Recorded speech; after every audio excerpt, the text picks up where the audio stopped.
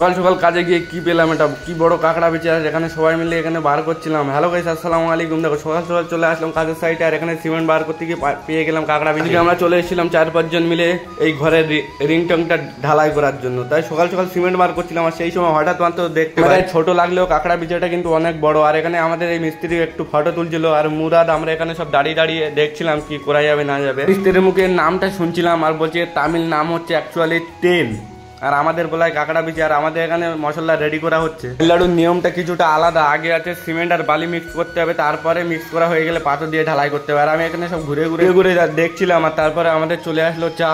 আর এখানে চাটা নেওয়া হয়ে গেলে আমরা সবাই মিলে বসে পড়লাম এখানে চাটা খাওয়ার জন্য। একটু মশলা মাখিয়ে এসি, একদম অবস্থা খারাপ। আর দেখো আমাদের কাজ চালু হয়ে গেছে, আর উপরে আমাদের মিস্ত্রি কাজই করছে এখানে, আর আমি এখানে দাঁড়িয়ে দাঁড়িয়ে দেখছিলাম। আর আমি মাথায় কাপড়টা দিয়েছি সেফটির জন্য, ধুলোবালি যাতে না পড়ে। আর তারপরে আমাদের এই অল্প কিছু ঢালাই হলো, খুব একটা তো ঢালাই হলো না।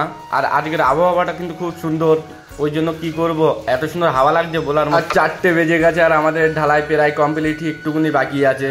আর কি করে ফটাফট করে কাজটা করে নিচ্ছিলাম। যদি কাজের ভিডিও ভালো লাগে অবশ্যই লাইক শেয়ার সাবস্ক্রাইব করে দেবে সবাই মিলে।